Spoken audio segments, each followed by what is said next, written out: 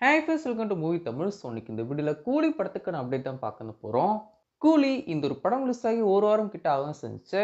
இப்போ நம்ம Sun pictures என்ன பண்ணியிருக்காங்க அப்படின்னு சொல்லி பார்த்தீங்கன்னா, இந்த ஒரு படத்துக்காக ஒரு கேஸ் வந்து போட வச்சிருக்காங்க ஹைகோர்ட்டில். எதுக்காக அப்படின்னு சொல்லி பார்த்தீங்கன்னா, கூலி படத்துக்கு சென்சாரில் ஏ சென்சார் கொடுக்கணும்னு வச்சிருப்பாங்க. ஃபர்ஸ்ட்டு இந்த ஒரு படம் ஏ சென்சார் அப்படின்னு சொல்லிட்டு அனௌன்ஸ்மெண்ட் பண்ணும்போது நம்மலாம் என்ன எக்ஸ்பெக்ட் வந்து பண்ணியிருப்போம், இந்த ஒரு படம் வந்து வயலண்டாக இருந்திருக்கும், ரொம்ப வயலன்ஸ் அதிகமாக இருந்திருக்கும். முக்கியமாக லோகேஷோட கரியர்லேயே one of the best action சீன்ஸ்லாம் இந்த ஒரு படத்தில் இருக்கும் அப்படின்னு சொல்லிட்டு எக்ஸ்பெக்ட் வந்து பண்ணியிருப்போம். பட் படத்துலேருந்து பார்க்கும்போது லோகேஷ் இவனால் பண்ண அவர் எல்லா படங்களும் இருந்த ஆக்ஷன் சீக்வன்ஸை விட இந்த ஒரு படத்தில் ரொம்ப கம்மியாக தான் இருக்கும்னு செஞ்சு. வயலன்ஸாகவும் இந்த ஒரு படத்தில் ரொம்ப கம்மியாக தான் இருக்கும்னு செஞ்சு. பட் அப்புறம் எதுக்கு ஏ சென்சர் கொடுத்தாங்க அப்படின்னு சொல்லி தெரியவும் செய்யல.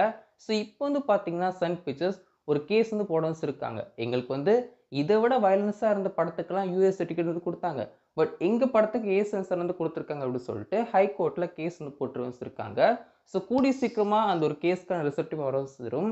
அண்ட் மோஸ்ட்லி அடுத்த வாரத்துலேருந்து இந்த ஒரு படத்துக்கான யூஏ சென்சாரில் தான் இந்த ஒரு படம் தியேட்டர்ஸ் ரன்னாக வந்து போகுது. ஸோ இந்த ஒரு விஷயம் முக்கியமாக பண்ணுறதுக்கு என்ன அப்படின்னு சொல்லி பார்த்தீங்கன்னா, இந்த ஒரு படத்தை யூஏ சென்சார் வந்து ஆக்கிட்டோம்னா ஃபேமிலி ஆடியன்ஸ் நிறைய பேர் படத்தை வந்து பார்ப்பாங்க அப்படின்னு சொல்லிட்டு சன் பிக்சர்ஸ் வந்து எக்ஸ்பெக்ட் வந்து பண்ணுறாங்க. பட் படம் ரிலீஸ் ஆகி கிட்டத்தட்ட ஒரு வாரங்கள் தாண்டி 2வது வாரங்களுக்கு அப்புறமும் இந்த ஒரு படம், அதாவது கூலி படம் இதுக்கப்புறம் தியேட்டர் ரன் ஆகுறது டவுட்டு தான்.